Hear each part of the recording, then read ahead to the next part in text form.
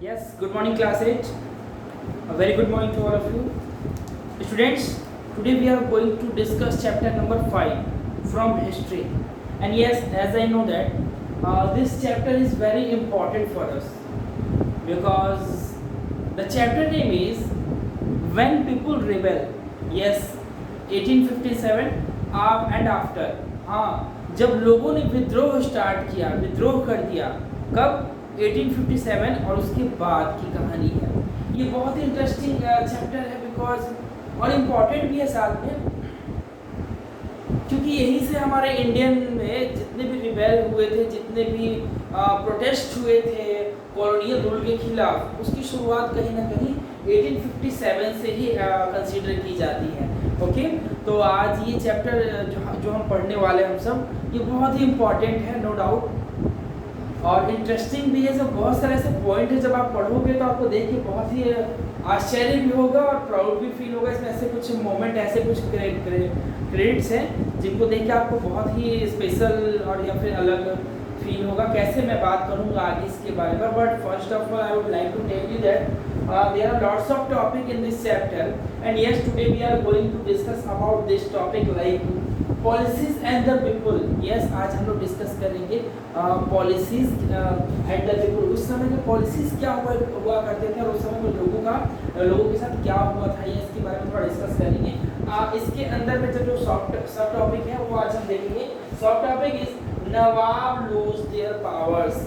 Yes, जो नवाब थे हमारे इंडिया के, जब कॉलोनियल रूल कहीं ना कहीं अफेक्टेड हुआ, जब वो वर्चस्व में आया कह सकते हैं, तो कहीं ना कहीं नवाब से जो पावर थे वो कहीं ना कहीं अफेक्टेड हुए इससे, और वो अपने पावर को खोते चले गए। इसके बारे में थोड़ा डिस्कस करेंगे, जब करेंगे तो और भी ज़्यादा समझ में आने वाला हम लोगों को। फिर आगे देखेंगे द पीजेंट एंड द सिपाही।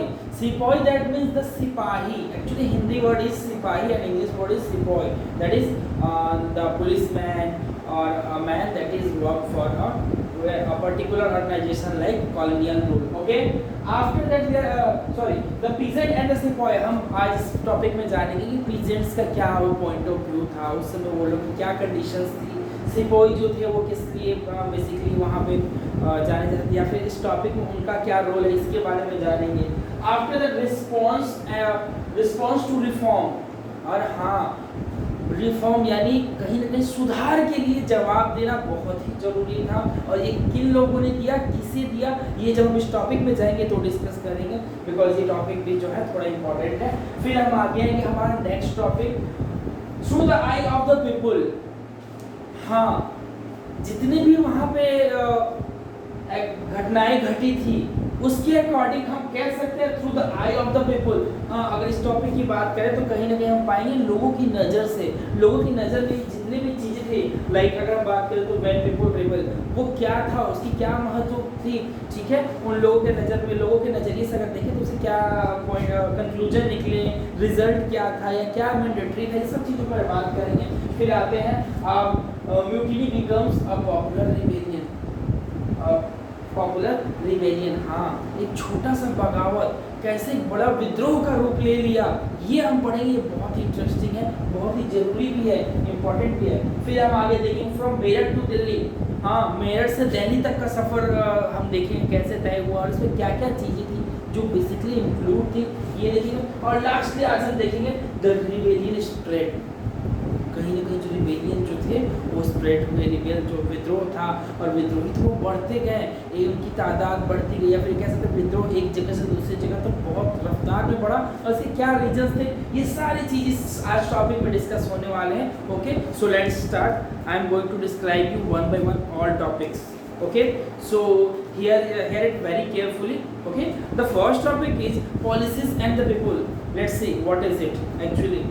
In the previous chapter you looked at the policies of the East India Company and the effect they had on the different people. हाँ, yes, हम लोगों ने previous chapter में इस पर डिस्कस किया था कि कैसे जो है ईस्ट इंडिया कंपनी की पॉलिसीज थी, अलग अलग पॉलिसीज उन लोगों ने अलग अलग टाइम पर रिलीज किया, इसका क्या प्रभाव पड़ा लोगों पर और किस हद तक प्रभाव पड़ा, ये चीज़ हम लोगों ने प्रीवियस चैप्टर में पढ़ा था, हमें अच्छे से याद है, ठीक है। जैसे कि Kings queen, peasant, landlord, tribal, soldiers were all affected in different way। हाँ ये बात भी सच है, ये जितने लोग थे ये कहीं ना कहीं अलग अलग मैनर में इसके यानी कि कॉलोनियल रूल से या फिर ये कह रहे ईस्ट इंडिया कंपनी की जो पॉलिसीज थी उससे कहीं ना कहीं बहुत ही ज़्यादा प्रभावित हुए थे। अगर हम किंग्स की बात करें तो किंग्स भी प्रभावित हुए थे, क्वीन, पीजेंट जो थे हमारे पीजेंट सबसे ज़्यादा प्रभावित हुए थे, लैंडलॉर्ड भी कहीं ना कहीं से बहुत ज़्यादा प्रभावित हुए थे। हालांकि इसका प्रभाव बाद में ये लैंडलॉर्ड्स तो रिकवर कर सकते थे या कर चुके, ठीक है, लेकिन कहीं ना कहीं इन पे प्रभाव पड़ा। ट्राइबल्स एंड सोल्जर, हाँ इन लोगों को कहीं ना कहीं ये पॉलिसीज जो थे ईस्ट इंडिया कंपनी के वो उस पॉलिसीज ने उन लोगों को प्रभावित किया। अच्छी बात है, आगे देखते हैं।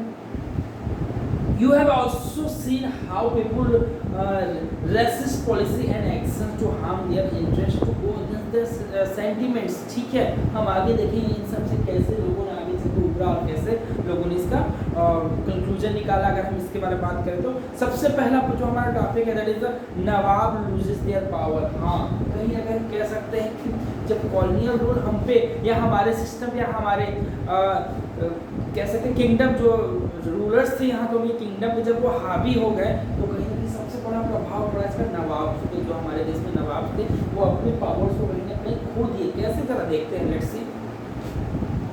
Since the mid 18th century, the Nawab and Rajas has their power erode। हाँ had seen their power erode। हाँ 18वीं शताब्दी कह दे या फिर मध्य 18वीं शताब्दी के आते आते जितने भी राजा थे और जितने भी नवाब थे उन लोगों ने कहीं ना कहीं इस चीज़ को नोटिस किया कि हाँ उनका पावर जो है कहीं ना कहीं खत्म होता गया या फिर घटता हुआ दिखाई दे रहा था उन्हें। किसे? नवाब एंड राजा की बात कर रही है। बात है 18वीं शताब्दी के मध्य में, यानी कि हम कह सकते हैं 18वीं शताब्दी के मध्य के आसपास की बात है। ठीक है, आगे देखते हैं। They had gradually lost their authority and honor also। हाँ इतना ही नहीं, पावर की तो बात है कर लिया हम लोगों ने, पावर तो घटता, लेकिन इसके साथ साथ they gradually lost their authority and honor। इसके साथ साथ उन लोगों ने अपने अथॉरिटी और ऑनर यानी सम्मान ऑनर जो उनका सम्मान था वो भी खोते गए। साथ साथ पावर तो गया ही। Resident had been station in many country many courts. The freedom of the rulers reduced, the armed force disbanded and their revenue and territory taken away by states। हाँ कहीं ना कहीं इसका बहुत बड़ा प्रभाव पड़ा। कह रहा था resident had been station in many courts, उन लोगों का जो ठिकाना था वो बहुत सारे कोर्ट्स में तैनात हुआ करता था, अलग अलग जगहों पे कोर्ट्स। कैसे? The freedom of the rulers reduce, जितने भी रूलर्स थे उनकी जो आज़ादी वो हुई करती थी पहले वो कहीं ना कहीं घट गई। कारण क्या था? हाँ ईस्ट इंडिया कंपनी ने अपना दबदबा बनाना स्टार्ट कर दिया था हमारे इंडिया पे और साथ साथ रूलर्स पे और जितने भी नवाब थे उन पे। तो कहीं ना कहीं ऐसा होने के बाद जितने भी पावर थे नवाब के वो कम हो गए, उनके ऑनर्स भी जो था वो कम हो गया कहीं ना कहीं। ठीक है, ऑथोरिटी वो लॉस्ट होता गया धीरे धीरे। और इतना ही नहीं कह रहा, फ्रीडम जो था रूलर्स का वो भी कम हो गया, रिड्यूस हो गया। The arm force disbanded. हाँ आर्म फोर्स जो थे वो भी भंग कर दिए गए। ठीक है, and their revenue and territory taken away by the states. ठीक है, आगे देखते हैं। Many ruling family try to negotiate with the company to protect their interest. और बहुत सारे रूलिंग फैमिली थे उन लोगों ने नेगोशिएट भी किया किससे? ईस्ट इंडिया कंपनी से, कि कहीं ना कहीं उनकी जो इच्छा है उसका सम्मान रखा जाए, उसे बचाया जा सके। जैसे कि देखते हैं for example Rani Lakshmibai of Jhansi. हाँ आप सबने सुना होगा रानी लक्ष्मीबाई के बारे में। कह रहा है Rani Lakshmibai of Jhansi wanted to the company to recognise her adopted son as the heir of the kingdom after the death of husband. हाँ रानी लक्ष्मीबाई का कहना था कि उनके बेटे को यानी उस साम्राज्य का अगला उत्तराधिकारी घोषित कर दिया जाए, जो कि घोषित कर दिया जाए जब उसके पिता की डेथ हो चुकी होती थी। आगे कहता है Nana Sahib the adopted son of Peshwa Bajirao second. ये जो नाना साहेब था जो कि पेशवा बाजीराव सेकंड का बेटा, जिसे हिंदी में कहे तो पेशवा बाजीराव द्वितीय का बेटा था नाना साहेब, जिसके बारे में उसने कहा pleaded that he be given to father's pensions when the latter died. और हाँ, कहीं ना कहीं झांसी की रानी जो थी उनका कहना था कि जो इस सल्तनत अगला उत्तराधिकारी जो है उस उनका बेटा जो एडॉप्टेड सन था वो हो, और इतना ही नहीं, जब उसके पिता डेथ कर जाए तो जितना भी पेंशन था ये सब चीज़ें वो इस चीज़ का वकालत की थी। कौन? झांसी की रानी। ये सब चीज़ों को कहीं ना कहीं वो नेगोशिएट की थी कॉलोनियल रूल से, ईस्ट इंडिया कंपनी से, कि ठीक है इस चीज़ की मुझे आज़ादी दी जाए। व्हाटएवर वो हुआ या नहीं हुआ हम आगे देखेंगे। हाउएवर द कंपनी का confident of its superiority, okay, and military powers turned down the pleas। और इसके बाद से जो कंपनी थी उन्हें इस बात का पूरी तरह से अंदाज़ा लग चुका था कि कहीं ना कहीं जो इसकी सुपीरियरिटी है, मिलिट्री पावर है, इसे टर्न करना होगा। किसे? Turn this please.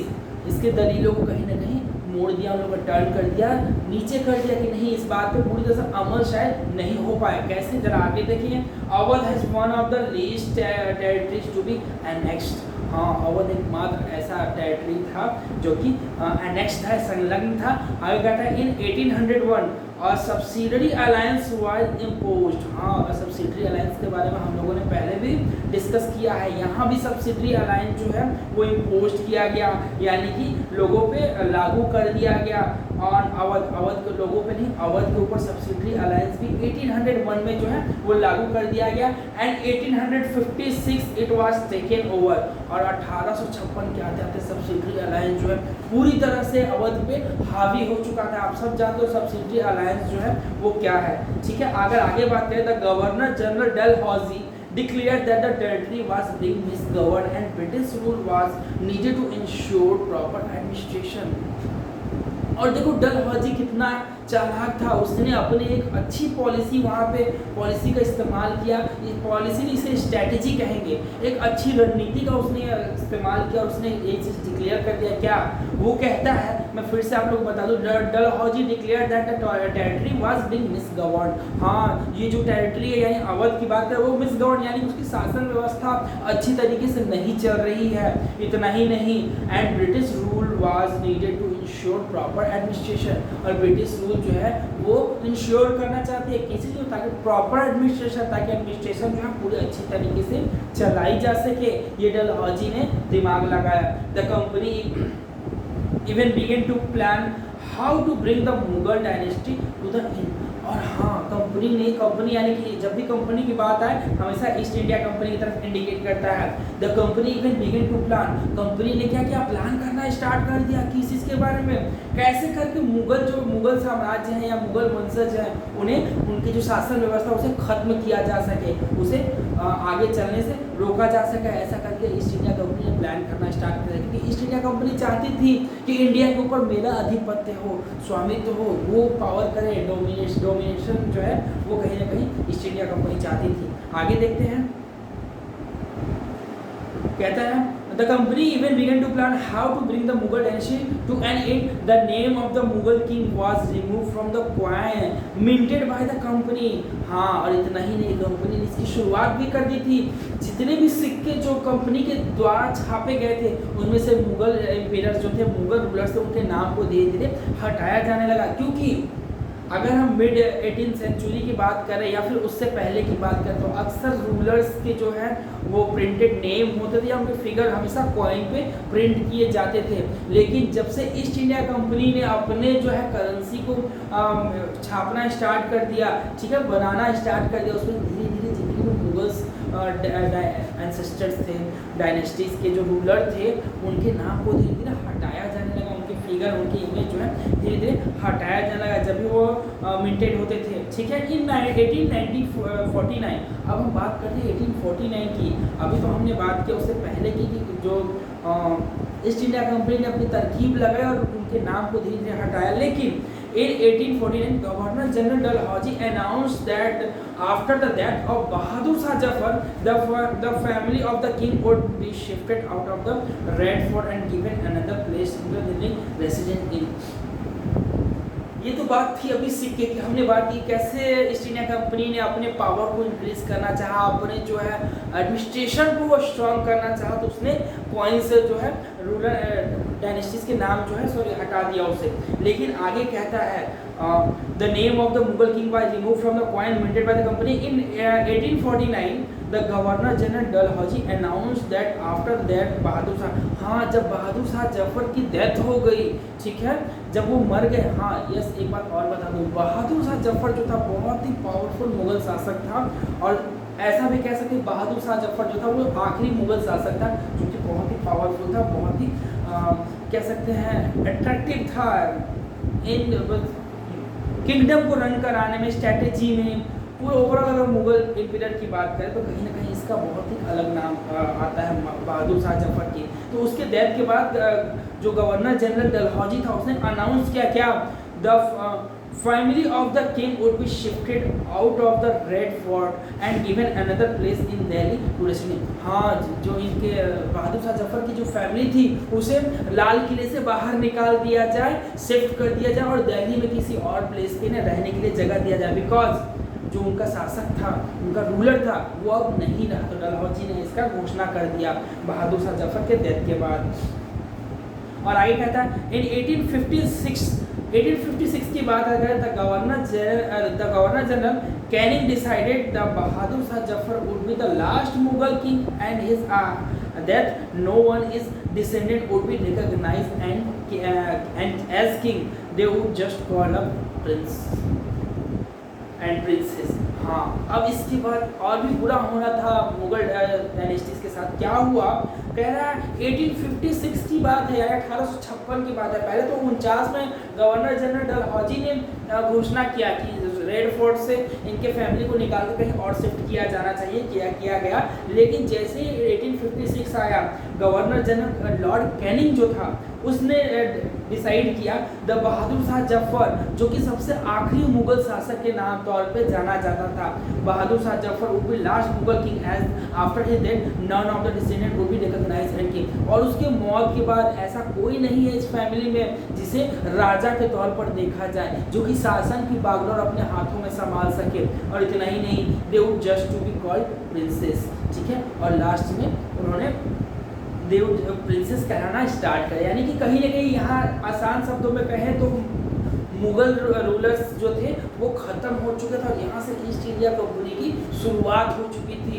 क्योंकि जो सबसे लास्ट पावरफुल मुगल रूलर था that is the Bahadur Shah Zafar, उसकी डेथ हो चुकी थी, उसकी फैमिली को रेड फोर्ट से बाहर निकाला जा चुका था। और कहीं ना कहीं जितने भी मिंटेड कॉइन थे जो कि पहले कहीं ना कहीं रिकॉग्नाइज होते थे, रिकॉग्नाइज नहीं कहेंगे, उससे कह सकते हैं जिसपे जितने भी मुगल डायनेस्टी से उनके नेम एंड फिगर प्रिंटेड होता है वो धीरे धीरे हटाया जा रहा है। कहीं ना कहीं कह सकते हैं ईस्ट इंडिया कंपनी एडमिनिस्ट्रेशन अपनी पावर और पकड़ को मजबूत कर चुकी थी, ठीक है। आगे आते हैं, जैसे अभी हमने पढ़ा नवाब नवाब। अब आगे आते हैं द पीजेंट एंड द सिपाही। सिपाही का मतलब एक्चुअली यहाँ सिपाही, हिंदी वर्ड में सिपाही कहते हैं, द पुलिसमैन के बारे में, बिकॉज ब्रिटिशर्स जो थे वो सिपाही कॉल करते थे। तो यहाँ है द पीजेंट एंड द सिपाही। लेकिन अब अगर बात करिए तो अभी हमने बात किया मुगल रूलर्स की एंड ईस्ट इंडिया कंपनी की, लेकिन अगर हम बात करें द पीजेंट की और सिपाही की, उनके साथ क्या हुआ, उनका क्या रोल था, जरा उसके बारे में डिस्कस करें। कह रहा है in the countryside peasant and the zamindar resented the high taxes and the rigid method of the revenue collection. बिल्कुल सही बात है। कह रहे हैं अगर कंट्री साइड यानी गांव देहात की बात करें, देहाती क्षेत्र की बात करें, द पीजेंट एंड जमींदार रिसेंटेड, हाँ जो पीजेंट थे, जमींदार थे, वो लोग कहीं ना कहीं बहुत ही नाखुश थे, इस चीज़ से नापसंद कर रहे थे। किस चीज़ को, the high tax and the rigid method of the revenue collection. बहुत ही जटिल मेथड जो कि रेवेन्यू कलेक्ट करने के लिए अलग अलग तरीका अपनाया जा रहा था, और इतने हाई टैक्स रेवेन्यू या टैक्स कह सकते हो उनसे लिया जा रहा था। इस चीज़ से जो पीजेंट थे और लैंड और थे कहीं ना कहीं बहुत ही नाखुश थे, बहुत ही कह सकते हैं कि नापसंद थे या उन्हें बुरा लगता था इन सब चीज़ों को लेके। आगे देखते हैं, many failed to pay back their loans to the money lenders and gradually lost the land they had till for the generation। और सही बात है, अपने जो है लोन की राशि को चुका नहीं पाने के कारण बहुत सारे ऐसे पीजेंट थे जिन्होंने अपनी ज़मीन को खो दी, क्योंकि क्योंकि वो लोन पे नहीं कर पा रहे थे, और वैसी ज़मीन वैसी खेत जो उन लोगों ने उसकी जनरेशन यानी कि पुश्तैनी चलती आ रही थी, और हो सकता आगे भी कई जनरेशन तक वो लैंड जाती, लेकिन वो जो पीजेंट थे वो पैसे के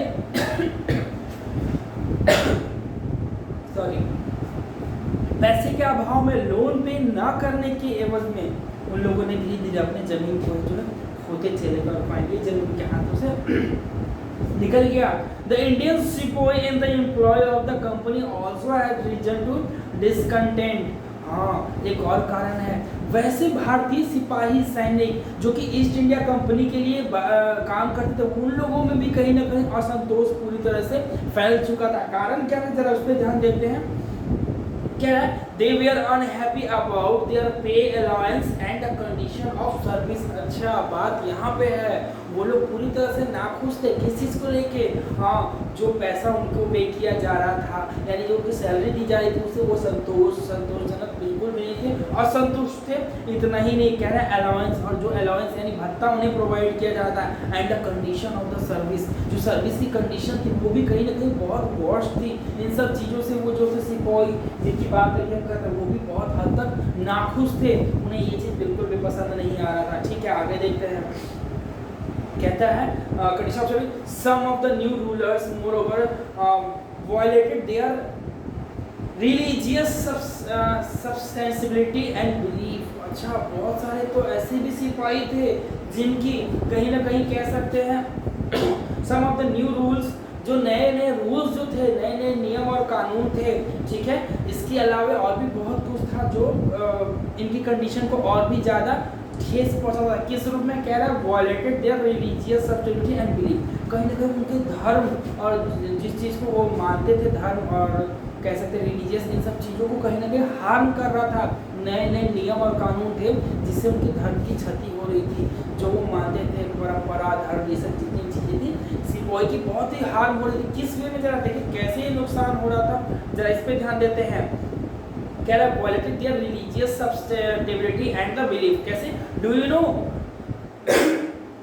sorry, did you know that is those day many of people in the country believe that if they cross the sea they would be lost their religion and caste। okay, कारण ये था जिसकी वजह से सिपाही थे, ये भी परेशान थे। न्यू नए नए रूल एंड रेगुलेशन जो आते थे, जो कि ईस्ट इंडिया कंपनी की तरफ से थोपे जाते थे, और सिपाहियों को वो मानना पड़ता था। जो कि इंडियन सिपाही हुआ करते थे, उनके लिए कहीं ना कहीं धर्म की हानि हो रही थी, परंपरा की हानि हो रही थी। कैसे, पहले के लोगों का मानना था, क्या मानना था, कह रहा did you know that those day many people in the country believe that if they cross the sea. उस जमाने में बहुत सारे लोग थे जिनका ये मानना था कि अगर कोई भारतीय सी को यानी समुद्र को क्रॉस करके दूसरी तरफ जाता है या किसी भी ओर जाता है तो कहीं ना कहीं वो अपने कास्ट एंड रिलीजन को खो देगा, यानी कि वो अपने कास्ट एंड रिलीजन से उसे या तो बेदखल कर दिया जाएगा या फिर वो अब उस कास्ट और रिलीजन से बिलोंग नहीं कर सकता आगे। कहीं ना कहीं लोगों का मानना था, अब हम कह सकते हैं सुपरस्टिशन कह सकते हैं, जो भी इसे नाम दे, लेकिन हाँ ये धारणाएं समाज में उस वक्त थी।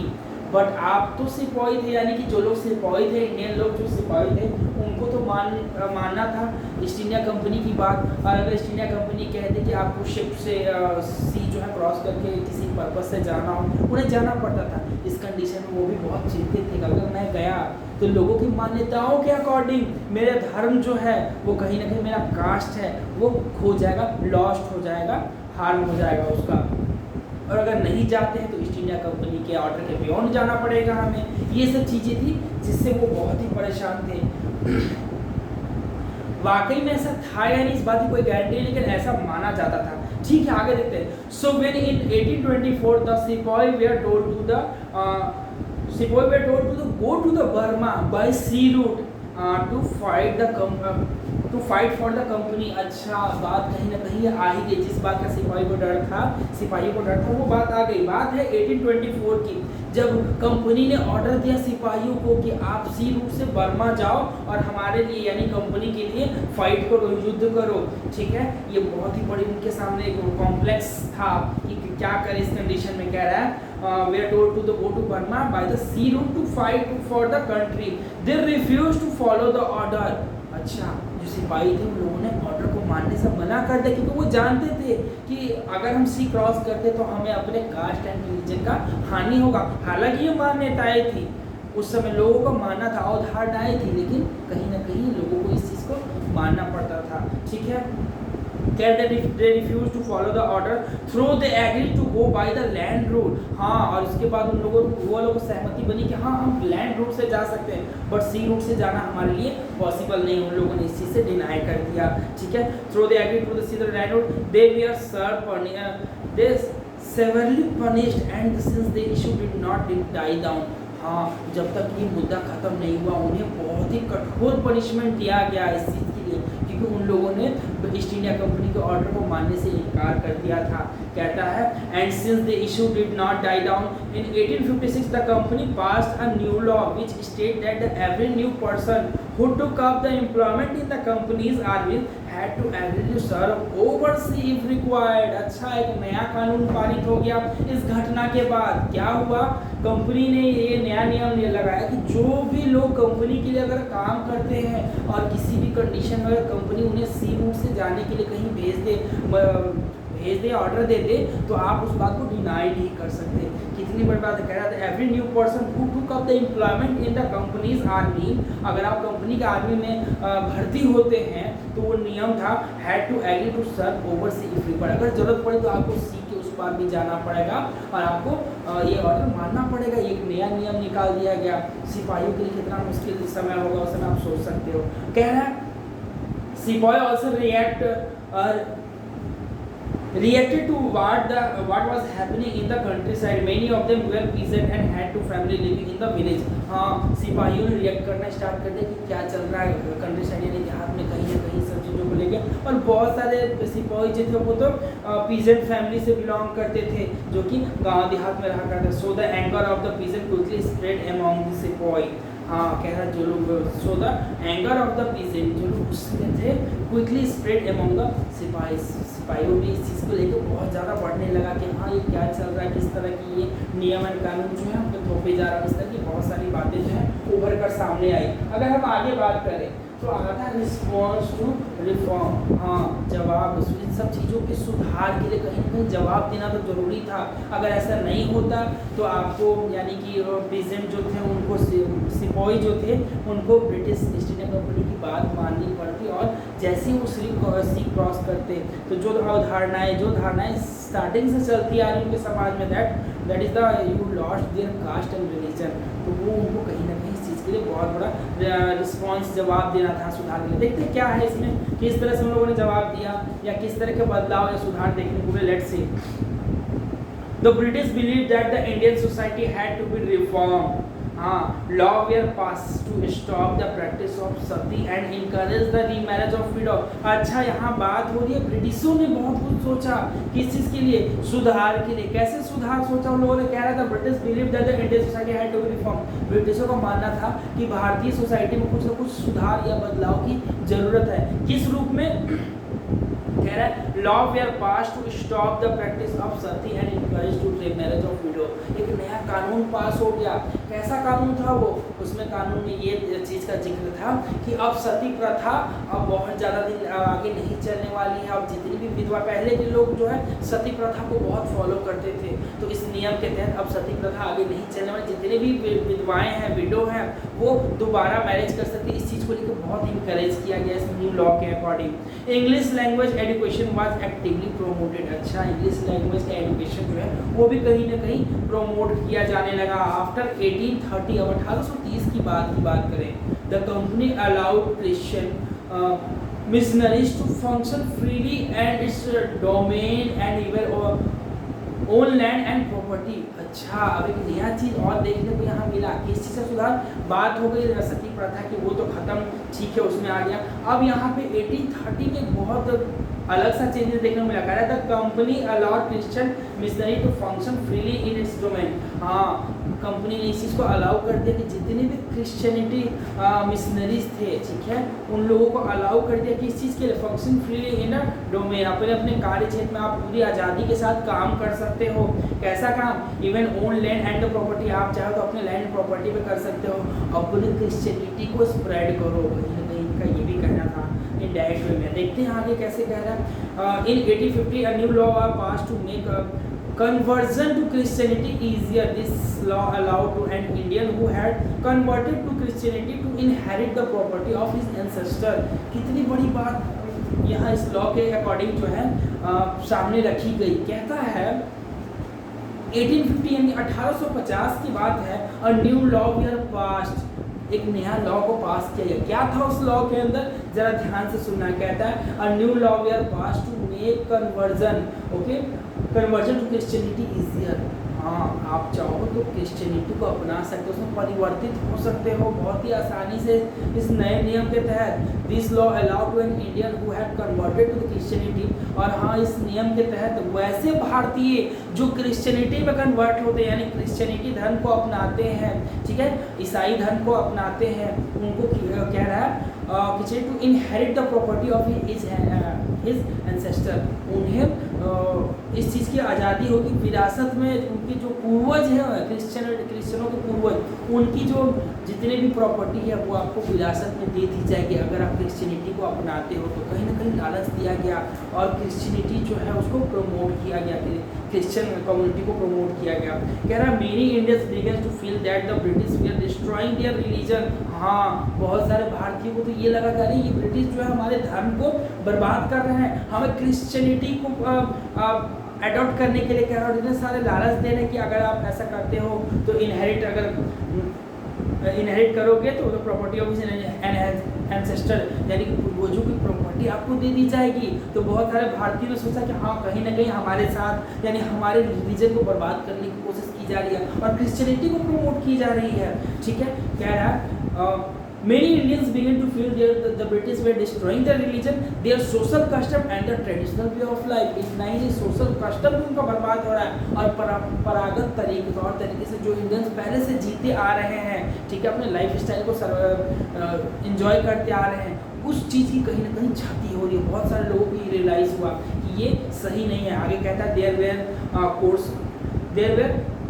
course other Indian who wanted to change existing social practice.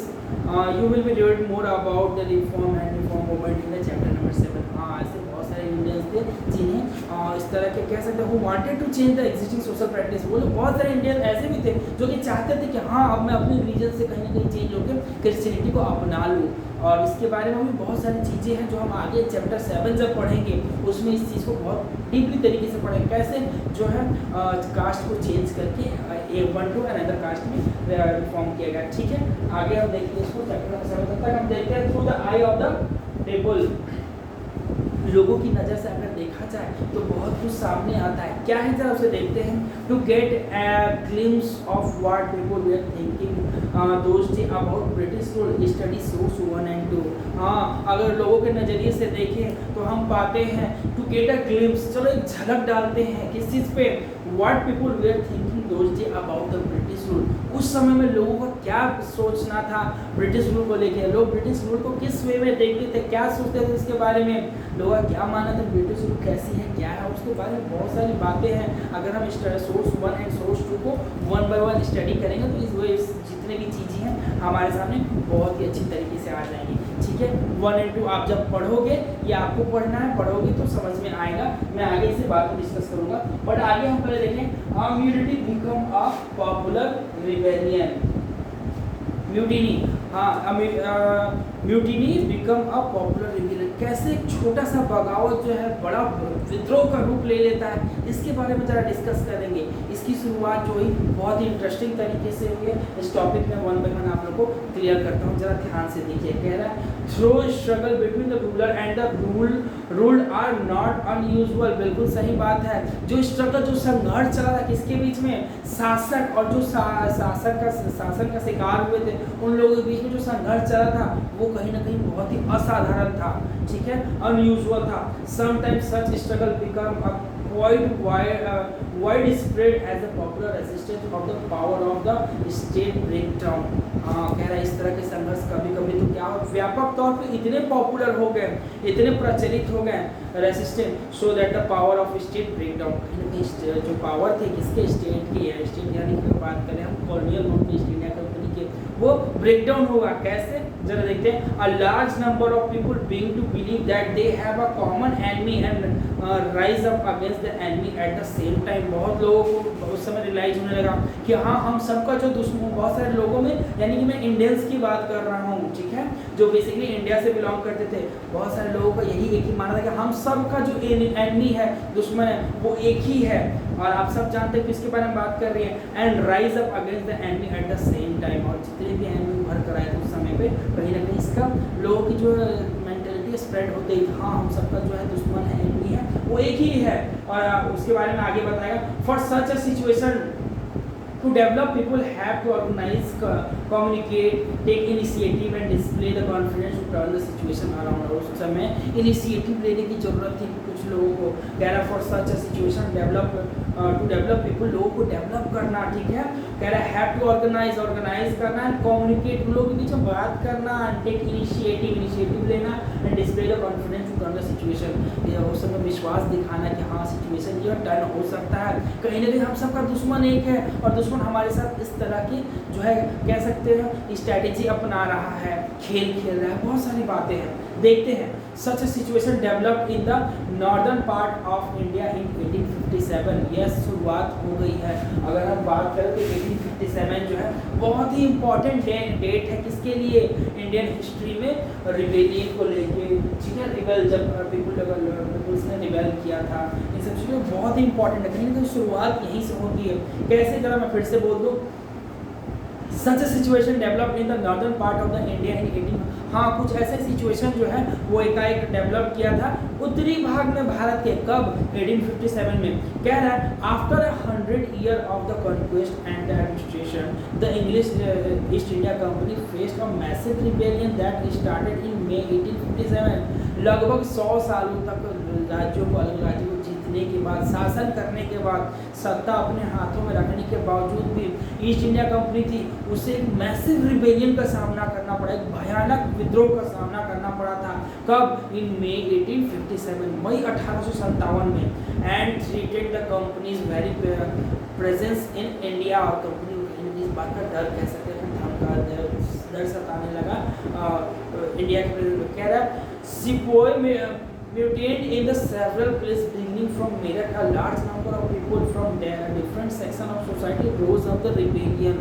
हाँ, सिपाहियों ने बगावत स्टार्ट कर दिया था in several place beginning Meerut. इसकी मेरठ जो है उत्तर प्रदेश में है, सिचुएटेड है। मेरठ के अलग अलग हिस्सों से सिपाहियों ने क्या किया था, एक बगावत स्टार्ट कर दिया था। अ large number of people from different section of society, अलग अलग सोसाइटी के लोगों ने एक साथ बगावत स्टार्ट किया। रोज अप इन द रिबेलियन, लोगों ने बगाया। अब इसका कारण क्या था, जरा देखें।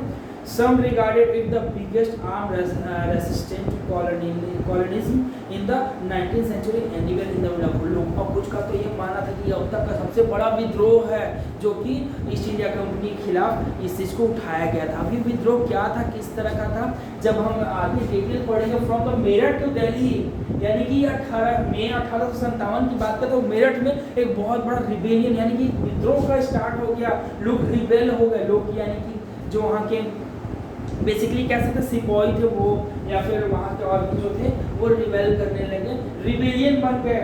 और इसकी शुरुआत होती है फ्रॉम मेरठ टू दिल्ली। शुरुआत तो कहीं कहीं मेरठ से हुई थी और हम आगे डिटेल पढ़ें कैसे इसकी शुरुआत हुई। क्योंकि यहाँ पे जो एक लाइन दिया हुआ है इसके बारे में फिर से आपको बता दूँ। कह रहा है some regarded it as the biggest arm resistance to colonialism in the 19th century wherever in the world। ठीक है, कह रहा फ्रॉम मेरठ टू दिल्ली। जरा देखते हैं क्या है शॉर्ट में मेरठ दिल्ली, इसमें बारे में क्या दिया। On 29 March 1857। जरा पहले आते हैं, अभी मैंने बात की आपसे मई 1857 की, लेकिन अभी हम थोड़ा पीछे आते हैं और बात करते हैं on 29 March 1857। A young soldier Mangal Pandey, yes आप सबने मंगल पांडे के बारे में बहुत अच्छी तरीके से सुना होगा और जानते भी होंगे। कह रहा young soldier Mangal Pandey was hang to death for attacking his officers in Barrackpore. हाँ, बैरकपुर जो कि एक जगह था, ठीक है। मंगल पांडे को फांसी पे लटका दिया गया। इस क्योंकि उसने अपने एक ऑफिसर पे अटैक कर दिया था बैरकपुर में। अच्छा, some days later some sipahi of the regiment at Meerut refuse to do the army drill using the new cartridges कह सकते हैं। यानी कि बहुत सारे ऐसे सिपाही थे जिन लोगों ने ड्रिल करने से मना कर दिया था, रिफ्यूज़ कर दिया था कि हम जो है ड्रिल नहीं करें। क्यों? क्योंकि उसमें जो बुलेट्स जो इस्तेमाल होती थी उस समय, कारतूस जो इस्तेमाल होती थी उसकी वजह से, which we are suspected of being coated with the fat of cow and pigs. Oh my God, this is very strange. कह रहा है कि कुछ सिपाही जो थे वो लोग ड्रिल करने से मना कर दिए थे क्योंकि वहाँ की जो कार्ट्रिज यानी कि वहाँ की जो बुलेट्स थी, वो जो वहाँ के जो कारतूस हुआ करते थे जिसका इस्तेमाल लड़ाई के वक्त होता था, वहाँ के लोगों का कहना था, वहाँ के सिपाही का कहना था जो कि इंडियन थे, उन्होंने कहना था कि इसके ऊपर एक कोटेड यानी परत लगी हुई है किस चीज़ की, फैट की, चर्बी की, जो कि गाय और सुअर, पिग यानी सुअर की चर्बी से बनी हुई है।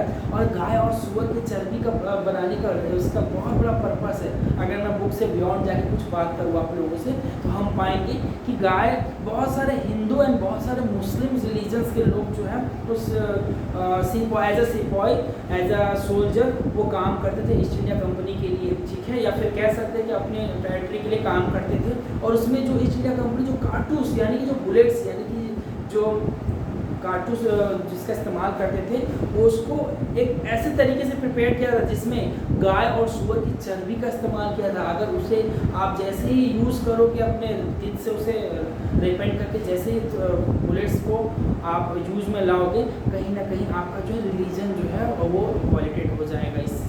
इसका बहुत बड़ा सोच था, मैं इससे और डीपली आगे समझाऊंगा आप लोगों को। बट अभी यही कारण था कि चर्बी वाला कारतूस के कारण 1857 में बहुत सारे सिपाहियों ने विद्रोह कर दिया था, जिसमें सबसे इम्पॉर्टेंट थे मंगल पांडे, जिन्हें फांसी पे लटका दिया गया था इसलिए क्योंकि उन्होंने अपने एक ऑफिसर्स का हत्या कर दिया था बैरकपुर में, या फिर उसके ऊपर अटैक, हत्या नहीं कह सकते, उसके ऊपर अटैक कर दिया था बैरकपुर में, ठीक है। तो ये कहीं ना कहीं इन लोगों की था। कह रहा है 85 sepoy were dismissed from the service and sentenced to 10-year jail for disobeying their officers. This happened on 9 May 1857. और हाँ, इसके बाद 85 लगभग 85 सिपाही जो थे वे डिसमिस फ्रॉम द सर्विस, में सर्विस से डिसमिस कर दिया गया हमेशा के लिए। क्यों? And sentence to 10 year jail for, हाँ, उन्हें 10 साल के लिए जेल भी भेज दिया गया, इसलिए क्योंकि उन लोगों ने अपने ऑफिशियल्स यानी अपने जो सुपीरियर्स थे, अपने ऑफिसर्स थे, उनकी बातों को नहीं माना, disobeying the officers. And this happened and 9 मई 1857, और ये हुआ था 9 मई 1857 की बात है। इसलिए मैं फिर से कह रहा हूँ, ये जो टॉपिक है बहुत ही इम्पॉर्टेंट है, इसका जो है एक अलग ही इसका वैल्यू है कि इसे हम अच्छी तरीके से पढ़ेंगे, समझेंगे। मैं आगे और भी डिस्कस करूँगा the Meerut and from Meerut to Delhi, और इसके बाद जो हम पढ़ेंगे तो रिबेलियन स्प्रेड, कैसे जो है रिबेलियन जो है स्प्रेड फैला पूरे विश्व में, इसके बारे में हम वन बाय वन आगे पढ़ेंगे। तब तक के लिए हम नेक्स्ट क्लास में डिस्कस करेंगे इसको।